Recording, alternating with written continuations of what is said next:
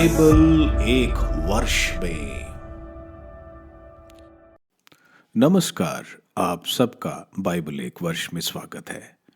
आप सब ने जो कदम उठाया है प्रभु के वचन सुनने के लिए, यह हमारे जीवन के अंधेरों को दूर करेंगे और हमें प्रभु के प्रकाश में चलाएंगे। आज हम सैमुअल के दूसरे ग्रंथ का अध्याय 4, 5, आयुब के ग्रंथ का अध्याय 33 और प्रवक्ता ग्रंथ का अध्याय 6 सुनेंगे। प्रभु का वचन सुनने से पहले आइए हम ईश्वर से प्रार्थना करें। हे प्रभु, हम आपका वचन सुनने वाले हैं। हमारे मन की आंखें खोलें और हमें आध्यात्मिक प्रज्ञा दें ताकि हम आपको जान सकें और आपके वचन के अनुसार अपना जीवन जिए। यह हम मांगते हैं आपसे प्रभु यीशु के नाम, आमीन। सैमुअल का दूसरा ग्रंथ अध्याय 4, इशबोशेत की हत्या। जब साउल के पुत्र इशबोशेत को यह पता चला कि अब्नेर हेब्रोन में मारा गया है तो उसका साहस टूट गया और दूसरे इजरायली भी घबरा उठे। साउल के पुत्र के पास 2 आदमी थे जो छापामारी दलों के नेता थे। एक का नाम बाना था और दूसरे का नाम रेकाब। वे बिन्यामीन वंशी बेरेत के निवासी रिमोन के पुत्र थे, क्योंकि बेरोत की गणना बिन्यामीन में की जाती है। बेरोत के निवासी गिताइम भाग गए थे और वे आज तक वहां प्रवासी होकर रहते हैं। साउल के पुत्र योनातान का एक पुत्र था जो दोनों पांव से लंगड़ा था। जब साउल और योनातान के विषय में यजेल से समाचार आया तो वह 5 वर्ष का था। उसकी दाई उसे लेकर भाग गई। भागने की जल्दी में वह गिर गया था और लंगड़ा हो गया। उसका नाम मफी बोशेत था। बेरोत वासी रिमोन के पुत्र रेकाब और बाना इशबोशेत के घर की ओर चले और वहां कड़ी धूप में पहुंचे। उस समय इशबोशेत दोपहर का विश्राम कर रहा था। वह गेहूं के पूले लिए घर में घुसे और उन्होंने उसके पेट में छुरा भोंक दिया। इसके बाद रेकाब और उसका भाई बाना भाग गए। वे घर घुस गए थे जब वह अपने शायन नगर में पलंग पर सो रहा था। उन्होंने छुरा मारकर उसका वध किया और उसका सिर काट लिया। वे उसका सिर लेकर अराबा के मार्ग पर सारी रात चलते रहे। फिर उन्होंने इशबोशेत का सिर हेब्रोन में दाऊद के पास ले जाकर राजा से कहा, अपने शत्रु साउल के पुत्र इशबोशेत का सिर देखिए, यह आपके प्राणों का ग्राहक था। लेकिन आज प्रभु ने मेरे स्वामी राजा के लिए साउल और उसके वंशजों से बदला चुका लिया है। इशबोशेत के हत्यारों को मृत्युदंड। दाऊद ने बेरोत वासी रिमोन के पुत्र रेकाब और उसके भाई बाना को उत्तर दिया, सब प्रकार के संकटों से मेरी रक्षा करने वाले इस प्रभु की शपथ, मैंने उस मनुष्य को जो यह समाचार लाया था कि साउल की मृत्यु हो गई है और जिसने यह सोचा था कि यह अच्छा समाचार है, सिकलैग में पकड़वा कर मरवा डाला था। मैंने उसे उसके समाचार के लिए वही पुरस्कार दिया। अब यदि दुष्टों ने एक भले आदमी को उसके अपने घर में उसके पलंग पर मार डाला हो तो क्या मैं तुमसे उसके रक्त का प्रतिशोध ना लूं और तुम्हें पृथ्वी पर से न मिटा दूं? इस पर दाऊद ने नवयुवकों को आदेश दिया और उन्होंने उनका वध किया। उन्होंने उनके हाथ पांव काटकर उन्हें हेब्रोन के कुंड के पास लटका दिया। उन्होंने इशबोशेत का सिर लेकर हेब्रोन में अब्नेर के कब्र में दफना दिया। सैमुअल का दूसरा ग्रंथ अध्याय 5, दाऊद का अभिषेक। इजराइल के सभी वंशजों ने हेब्रोन में दाऊद के पास आकर कहा, देखिए, हम आपके रक्त संबंधी हैं। जब साउल हम पर राज करते थे तब पहले भी आप ही इजरायलियों को युद्ध के लिए ले जाते और वापस लाते थे। प्रभु ने आपसे कहा है, तुम ही मेरी प्रजा इजराइल के चरवाहा, इजराइल के शासक बन जाओगे। इजराइल के सभी नेता हेब्रोन में राजा के पास आए और दाऊद ने हेब्रोन में प्रभु के सामने उनके साथ समझौता कर लिया। उन्होंने दाऊद का इजराइल के राजा के रूप में अभिषेक किया। जब दाऊद राजा बना तो उसकी उम्र 30 वर्ष की थी और वह 40 वर्ष तक राज्य करता रहा। उसने हेब्रोन में 7.5 वर्ष तक यूदा पर राज किया और यरूशलेम में 33 वर्ष तक समस्त इज़राइल और यूदा पर राज किया। यरूशलेम पर दाऊद का अधिकार। राजा ने अपने सैनिकों के साथ यरूशलेम जाकर यबूसियों पर, जो वहां के निवासी थे, आक्रमण किया। उन्होंने दाऊद से कहा, तुम यहाँ प्रवेश नहीं करोगे, अंधे और लंगड़े तुमको भगा देंगे। कहने का अभिप्राय यह था कि दाऊद यहाँ कभी प्रवेश नहीं कर सकेगा। किंतु दाऊद ने सिय्योन के किले पर अधिकार कर लिया और उसका नाम दाऊद नगर रखा। उस दिन दाऊद ने कहा, जो यबूसियों को पराजित करना चाहता है उसे पानी की सुरंग से प्रवेश करना होगा। दाऊद उन लंगड़ों और अंधों से घृणा करता है, इसलिए लोग कहते हैं अंधे और लंगड़े मंदिर में नहीं आ सकते।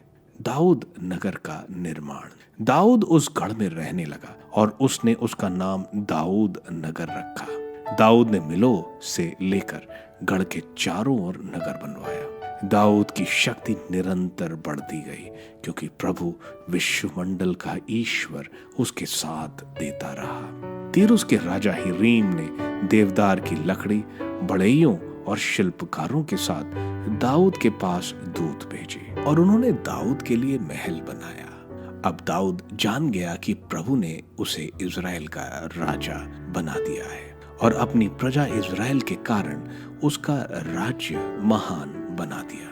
यरूशलेम में उत्पन्न दाऊद के पुत्र।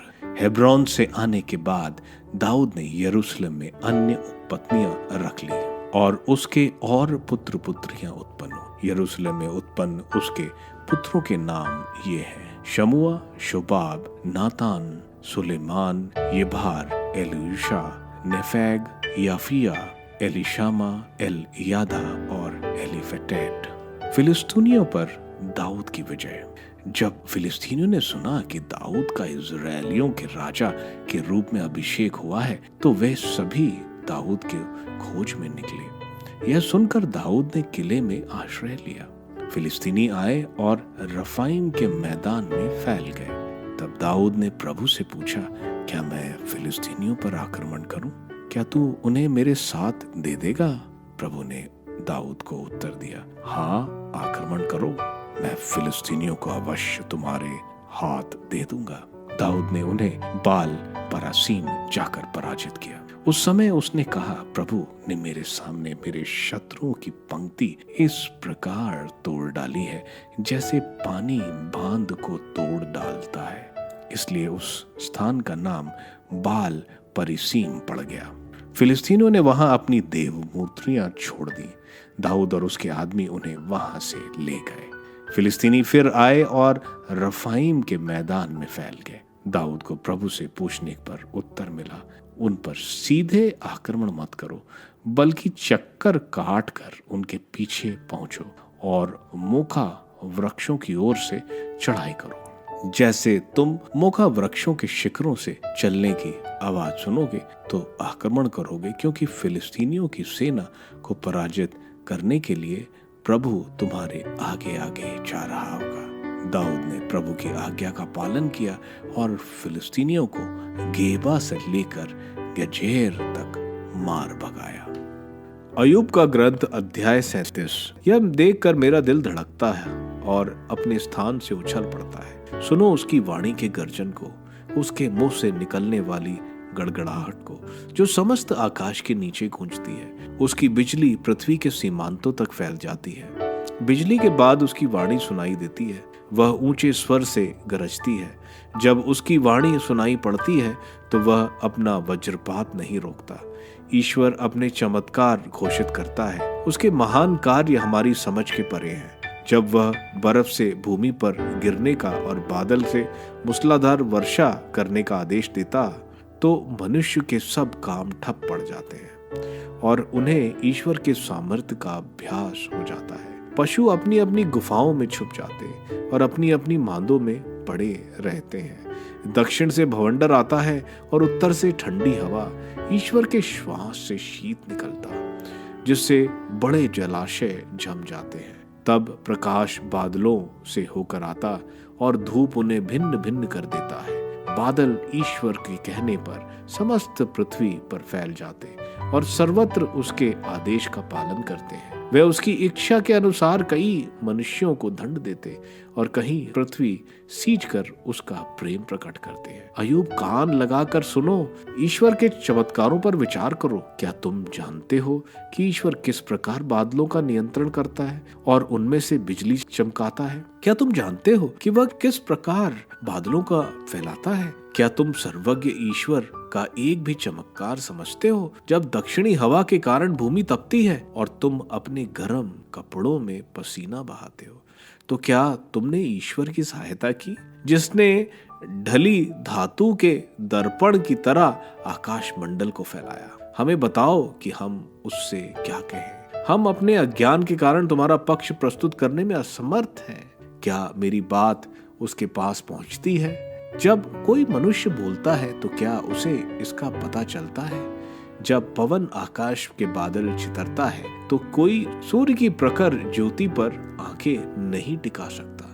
उत्तर की ओर से सुनहला प्रकाश प्रकट होता है। ईश्वर विस्मयकारी प्रताप से विभूषित है, सर्वशक्तिमान, सर्वोपरि और अगाम्य है। फिर भी वह मूर्तिमान, न्याय है और किसी पर अत्याचार नहीं करता। इसलिए सभी मनुष्य उस पर श्रद्धा रखते हैं, किंतु जो लोग अपने को बुद्धिमान समझते, ईश्वर उनका ध्यान नहीं रखता। प्रवक्ता ग्रंथ अध्याय 6। बड़ी या छोटी किसी भी बात में अपराध मत करो, मित्र से शत्रु मत बनो। बदनामी से लज्जा और कलंक मिलता है, यही दो मुहे पापी का भाग्य है। सांड की तरह घमंडी मत बनो, कहीं ऐसा न हो कि वह तुम्हारा विनाश कर दे, तुम्हारे पते खाए, तुम्हारे फल तोड़े और तुमको सूखे पेड़ की तरह छोड़ दे। वासना सबका विनाश करती और उन्हें उनके शत्रुओं के उपहास का पात्र बनाती है। मित्रता, प्रिय शब्दों से मित्रों की संख्या बढ़ती है और मधुर वाणी से मैत्रीपूर्ण व्यवहार। तुम्हारे परिचित अनेक हों, किंतु तुम्हारा परामर्शदाता सहस्त्रों में से एक। परीक्षा लेने के बाद किसी को मित्र बना लो, उस पर तुरंत विश्वास मत करो। कोई मित्र अवसरवादी होता है, वह विपत्ति के दिन तुम्हारा साथ नहीं देगा। कोई मित्र शत्रु बन जाता है और अलगाव का दोष तुम्हें ही देता है। कोई मित्र तुम्हारे यहाँ खाता पीता है, किंतु विपत्ति के दिन दिखाई नहीं देता। समृद्धि के दिन वह तुम्हारा अंतरंग मित्र बनकर तुम्हारे नौकरों पर रौब जमाता है, किंतु दुर्दिन आते ही वह तुम्हारा शत्रु बनकर तुमसे मुंह फेर लेगा। तुम अपने शत्रुओं से दूर रहो और अपने मित्रों से सावधान। सच्चा मित्र प्रबल सहायक है, जिसे मिल जाता है उसे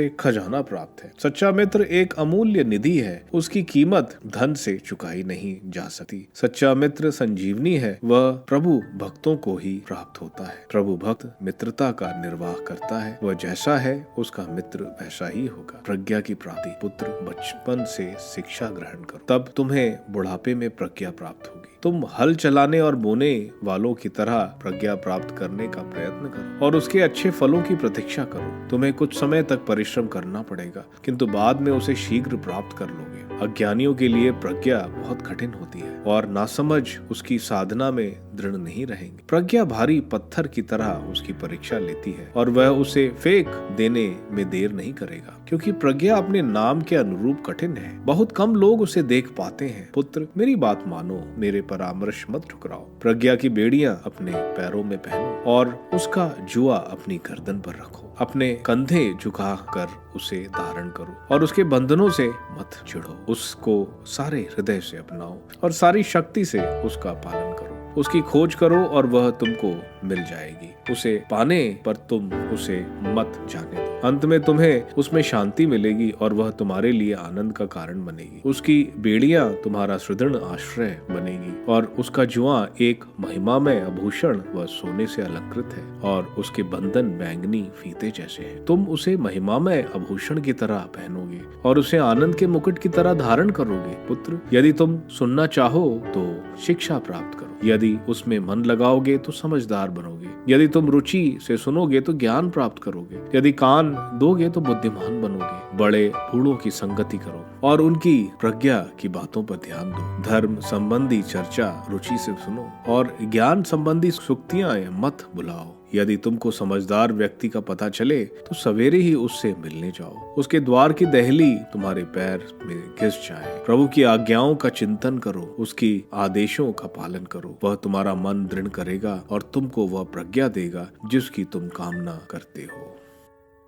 सैमुअल के दूसरे ग्रंथ के अध्याय 4 में हम देखते हैं अबनेर जो इज़राइल का सेनापति था, उसकी मृत्यु के बाद इशबाल डर गया था कि अब क्या होगा। हम देखते हैं बाना और रेखाब जो अन्य जाति के थे, जो साउल के और इशबाल की सेना के कमांडर्स थे।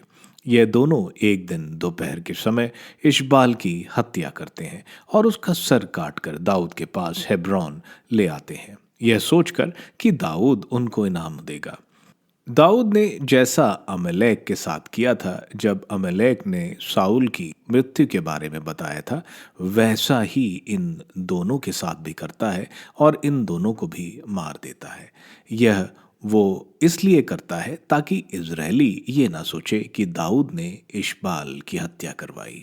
अध्याय 5 में हम देखते हैं इज़राइल के सारे नेता दाऊद के पास हेब्रोन आते हैं और दाऊद को इज़राइल का राजा बनाने को बोलते हैं। वह दाऊद को याद दिलाते हैं किस तरह साउल के समय भी दाऊद ने इज़राइल को विजय दिलाई थी।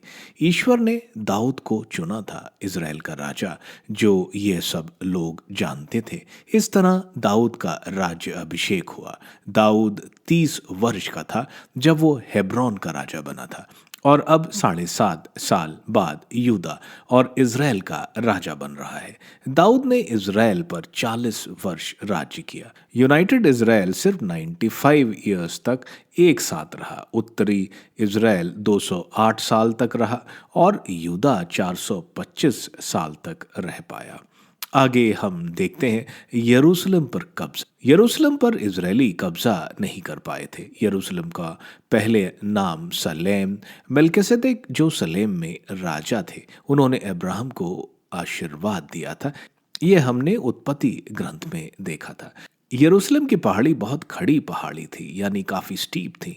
इस पर चढ़ना बड़ा मुश्किल था। इसलिए जबूस जो यरूशलेम में रहते थे वो बोलते थे कि लंगड़े और अंधे भी यरूशलेम को बचा सकते हैं, क्योंकि किले के ऊपर से वो अगर पत्थर भी फेंके तो ये दुश्मन पर बहुत मुश्किल पैदा कर सकती थी। यरूशलेम में पहाड़ के ऊपर होने की वजह से यहाँ पानी यरूशलेम के बाहर गेहॉन स्प्रिंग से आता था। पानी के अंदर लाने के लिए उन्होंने एक डक्ट यानी पत्थर में सुरंग बनाकर बनाया था। जीत के लिए किसी को इस ऊंचे और लंबे सुरंग से होकर ऊपर पहुंचना था और कब्जे में मदद करनी थी।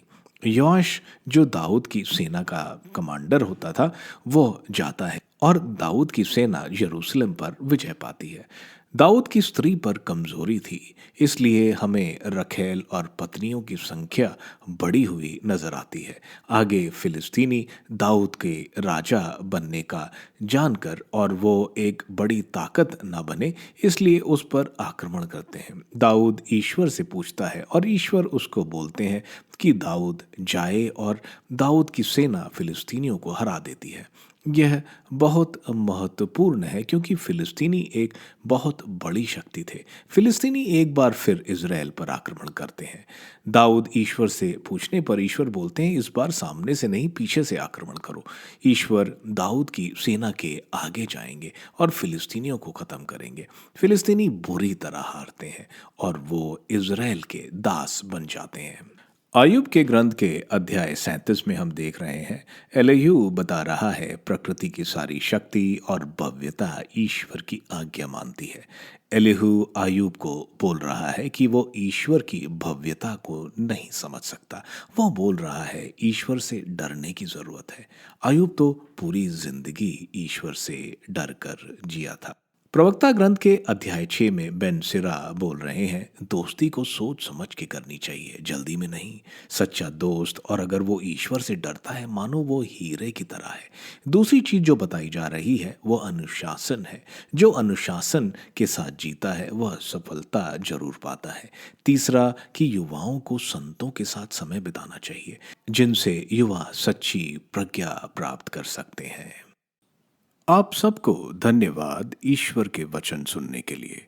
मैं आपसे विनती करता हूं कि आप बाइबल एक वर्ष में को दूसरों के साथ शेयर करें, क्योंकि प्रभु का वचन स्वयं प्रभु यीशु है। प्रभु को दूसरों को देने वालों को प्रभु की आशीष जरूर मिलेगी। मैं आप सबका बड़ी बेसब्री से कल इंतजार करूंगा। धन्यवाद।